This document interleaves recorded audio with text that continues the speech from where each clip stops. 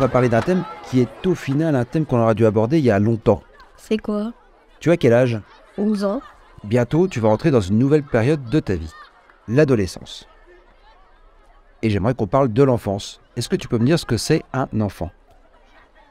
Un enfant, c'est quand t'es tout petit, comme moi, que t'es pas aussi mature qu'un adulte, que t'es moins responsable, que t'es insouciant.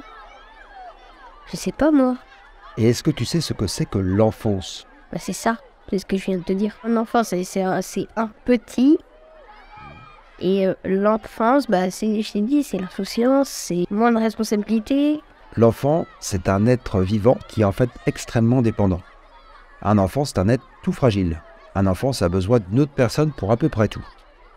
Pour se nourrir, pour se réveiller, pour se changer, pour se rassurer, pour faire ses devoirs. Tu vois ce que je veux dire? Un enfant, ça oblige les parents à être responsables. Et parfois, on fait des sacrifices. On s'engage. C'est parfois agréable, comme quand on fait des podcasts ou du skate, ou qu'on fait quelque chose de sympa. Parfois, c'est un peu contraignant. Par exemple, quand on fait les devoirs, c'est un petit peu lourd. Mais du coup, c'est pas agréable d'avoir un enfant.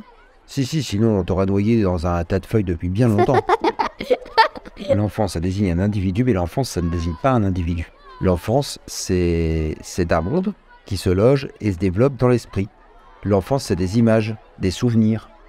C'est des souvenirs du temps où on était enfant, qui sont plus ou moins fidèles à la réalité. Tu veux dire qu'ils sont subjectifs? Oui, tu sais ce que ça veut dire, subjectif? Oui, ça veut dire que c'est propre à chaque personne.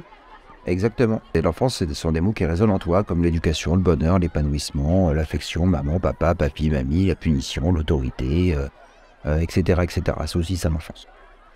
L'enfance, c'est aussi des désirs, non? Oui, c'est vrai, comme quoi, par exemple? Des espoirs, comme devenir chanteur? Oui. Pour les parents, c'est aussi des espoirs de transmettre des valeurs, comme le respect de la nature, la tolérance, l'ouverture d'esprit, l'épanouissement. C'est tout ça qui rentre dans l'enfance, en fait. C'est tout ce que tu peux faire rentrer comme idée. Et en fait, il y a un mot qui résume tout ça. Tu sais ce que c'est? Le bonheur. Oui. Mais le bonheur, c'est quoi? C'est une valeur personnelle, un peu confuse, qui est un peu réfléchie et un peu différente pour tout le monde, quoi. L'enfant, c'est l'enfant. C'est pas la même chose, en fait. C'est pour cela que l'on dit, parfois, il y a des adultes qui sont des grands enfants, comme toi. T'as tout compris. Mais toi, quand on fait des podcasts, t'essayes de m'expliquer des choses. Ça veut dire que tu te mets à la place de l'enfant? Philosopher, c'est se placer dans un état de naïveté et d'essayer de remonter la réflexion qui part de l'enfant jusqu'à l'état adulte qui prend conscience de l'ensemble de ce qui est autour, quoi. En gros, philosopher, c'est être capable de réfléchir et de l'expliquer dans un discours un peu compréhensible. Qu'est-ce que t'en conclus, toi? Que le philosophe garde une grande partie de son enfance et qu'il essaye de redevenir enfant, qu'il essaye de retrouver des évidences. Quand t'es un enfant, tu penses à toi. Oui. Quand on parle de l'enfant, on parle de sentiments qu'on a pu avoir dans le passé. À part quand t'es un enfant, quand t'es un adulte. Aussi. Et en fait, quand on grandit, on passe du je, de l'enfant, de moi, à ce que Heidegger, un philosophe, appelait le on. C'est-à-dire que tu prends en compte tout ce qu'il y a autour de toi et les idées qui peuvent y avoir autour de toi. Est-ce que tu comprends? Ouais, moi j'ai compris. En gros, tu penses moins à toi quand t'es plus grand. En gros, tes idées sont aussi influencées par celles des autres. Toi, tu as 11 ans. Bientôt, tu vas quitter l'enfance. Tu sais ce que tu vas devenir? Un ado? Oui, et ça t'inquiète? Pas trop, mais c'est bien l'enfance. Est-ce que tu sais ce que c'est qu'un adolescent? C'est quand t'as plein de boutons partout, que tu parles comme ça, et que t'es hyper grand. Que t'es très très grand. Et moi, ça va être bien pour moi. Il y a aussi le fait que tu peux des pieds, mais c'est pas que ça, en fait. Quand on parle d'adolescence, on parle de crise d'adolescence. C'est pas cool, les crises. Tu connais la définition du mot crise? Non, je sais pas. La crise, c'est une manifestation, c'est un changement important, c'est un changement soudain. D'accord. Et t'as une idée de ce qui va changer chez toi? Ouais, je vais être grand et les muscles ils vont se développer. Ah oui, et je vais aussi avoir de la barbe et des poils. Et tu vas avoir de plus en plus de mal à te reconnaître. Tu vas passer d'un état de petit à un état de plus grand. Et c'est la disparition de l'enfant qui va arriver pour l'apparition de ce qui deviendra un adulte. Et en fait, avec ces deux crises existentielles, le fait de quitter l'enfance et de devenir adulte, eh ben, tu vas te poser des tas de questions existentielles sur la vie. En gros, tu veux dire que c'est une forme de deuil? Oui, exactement. C'est la mort de l'enfant pour passer à l'état d'adolescent et d'adulte. Qu'est-ce que ça t'inspire? Bah, je vais mourir et je vais ressusciter en ado. Oui, un peu. C'est-à-dire qu'en fait, grosso modo, en devenant ado, on perd l'évidence d'être soi. On remet en cause l'enfant qu'on a été. On s'interroge sur ce qu'on deviendra plus tard. La tâche pour l'adolescent consiste à intégrer en fait une nouvelle partie de toi, de ce que tu es, qui n'existera plus, mais qui t'habitera encore. Et ça t'inspire quoi? En gros, je vais plus être moi-même. Je vais mourir, je vais ressusciter. Je vais plus avoir la même voix. En gros, je vais tout perdre pour tout reprendre. Voilà. Tu vas devenir adolescent. Être adolescent, c'est être passionné un jour, déprimé le lendemain. C'est l'instabilité d'humeur, c'est se poser une question. Une question que tu me poses déjà depuis 3 ans. On a même fait un podcast là-dessus. Et tu sais ce que c'est? Question que je te pose depuis 3 ans. C'est quoi la vie? Oui. Et plus précisément, vivre, c'est quoi au juste? C'est ça. C'est pouvoir manger, faire des choses, avoir un cœur qui bat, ou pas. Ah non, c'est plus compliqué. Je sais pas moi. Vivre, c'est quoi au juste? Vivre, c'est personne ne peut répondre à ta place en fait. Et le fait qu'on ne puisse pas t'apporter cette réponse, ça veut dire que tu vas devoir trouver cette réponse par toi-même. C'est peut-être ton premier acte d'adulte. Ben oui, c'est dur. Et tu passeras, tu te poseras des questions comme vivre avec tes parents. Comme tes parents, est-ce que c'est ça la vie? Je vais pas vivre comme toi. Bah non. Mais est-ce que c'était le bon choix? Est-ce qu'il faut faire autrement? Ça, ce sont des questions que tu vas te poser à l'adolescence. C'est ta première grande question d'adolescent. Souvent, les adolescents trouvent les adultes tristes, ringards, matérialistes, résignés, en un mot lourd. Alors, c'est parfois vrai, mais parfois c'est faux. Et l'une des questions est, quel est le sens de tout ça?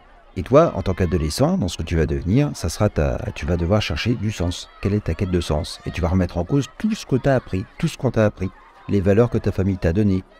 Est-ce que selon toi, tu as le droit de remettre en cause tout ce qu'on t'a appris? Oui, j'ai le droit de le remettre en cause, oui. Exactement, tu as le droit de le remettre en cause. Et tes parents doivent te laisser faire, tu dois t'approprier ton propre système de valeurs. C'est ton premier acte au grandissant d'adulte. Est-ce que tu sais ce qui va changer entre ta famille et toi? Non, je sais pas. Eh ben, tu auras des moments de doute, des moments d'ambivalence. C'est quoi? Bah, en gros, tu vas sans doute parfois rejeter tes parents, mais en même temps, tu auras de plus en plus de choses. En fait, tu seras ambivalent, tu refuseras d'être redevable de quoi que ce soit. C'est en grosso modo, il y a des adolescents qui disent à leurs parents pourquoi tu m'as fait naître, je t'ai rien demandé. Mais en même temps, c'est pourquoi tu rentres dans ma chambre, et en même temps, t'as pas rangé ma chambre. En même temps, je suis indépendant, mais tu m'as pas fait à manger. En même temps, j'ai envie d'être indépendant et libre, mais tu m'aides pas à faire mes devoirs. C'est un peu bête parce que du coup, tu leur demandes d'être plus indépendant et après, tu leur redemandes d'être dépendant d'eux. Et c'est toute l'ambivalence de l'adolescence.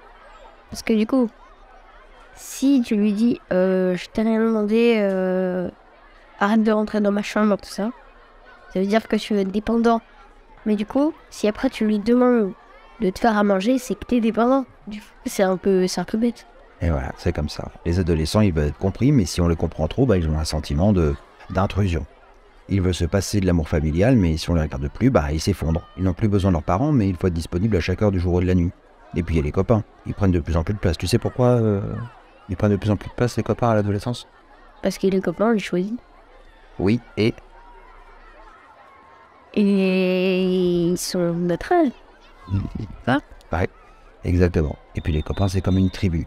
En fait, avec l'adolescence, c'est le jeu, c'est moi. Et moi, en tant que personne, que je tente de fusionner avec le nous. En fait, avec le nous, c'est l'ensemble des copains. Et en pleine crise, c'est pas mal de se retrouver à refuge, notamment à un endroit calme avec des copains qui ont les mêmes sortes d'intérêts. Donc, on devient de plus en plus proche de ses copains. Mais toi, quand tu étais adolescent, t'avais ça? Une sorte de refuge? Et oui, c'est ça. Tous les adolescents ont leur centre de refuge. Moi, j'avais un grand groupe de copains. Et au sein de ce grand groupe de copains, j'avais surtout un petit groupe de copains. Voilà. Mais du coup, t'avais 2 groupes de copains dans un groupe de copains. En fait, on était une quinzaine. Et puis, la plupart du temps, ils étaient très intéressés par les filles, comme l'alcool, et puis fumer, draguer. Dans ce groupe, il y avait d'autres copains, comme Renaud. et qui étaient intéressés par d'autres choses, comme par exemple aller faire, on faisait des films, on écrivait des scripts, on réagissait, on faisait plein de trucs, on allait faire du surf. On se trouvait plein d'occupations et ça faisait des groupes distincts. Et parfois on se retrouvait avec les 15 autres, mais ça dépendait des fois.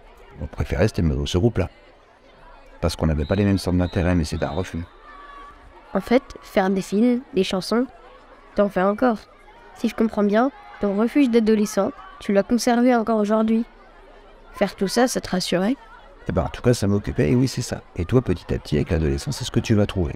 Des copains avec qui tu pourras faire énormément de sport, inventer des choses, et puis trouver des occupations et des centres d'intérêt avec des copains. Ça change quoi avec les parents? Pour les parents c'est dur, t'es moins au centre de leur vie, parce que t'es plus un enfant. Et les adolescents règlent leur compte. Parfois ça se passe mal, les enfants rejettent leurs parents violemment. Il y en a certains. Et les parents doivent supporter d'être un peu moins aimés et avoir moins de câlins. Et les adolescents, ils sont malins, ils tapent sur les fragilités des parents, ça peut arriver, les erreurs. Mais la crise d'adolescence, c'est aussi une crise de valeurs. Et toi, t'en penses quoi de ça? Du coup, c'est plus dur pour les parents plutôt que pour les adolescents. Non, c'est dur pour tout le monde, je te rassure.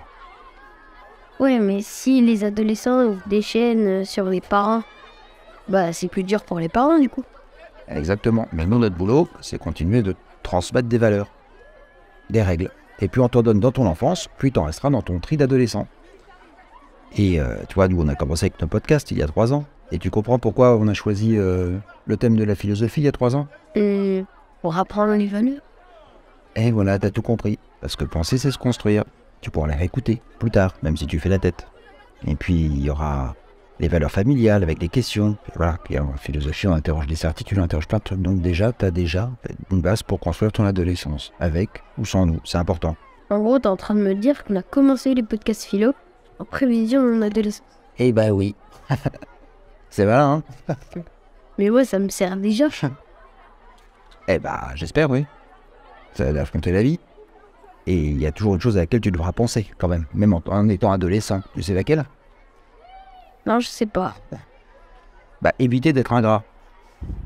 N'oublie jamais que tes parents t'ont toujours donné à manger et t'ont lavé. Et tes grands-parents aussi. Hein? Et qu'on t'a emmené faire des activités, qu'on t'a regardé pendant des heures faire du trampoline. Et qu'on a fait du skate pendant des heures. Et les adolescents ont tendance à être ingrats. Et donc, il faut que tu y penses. Comment tu le vois comme quel type d'adolescent, toi? Bah, je sais pas, faut attendre. Bon, t'aurais pas une blague pour terminer tout ça? Oui. Qu'est-ce qu'il faut jamais faire devant un poisson-ci? Bah, je sais pas. La planche.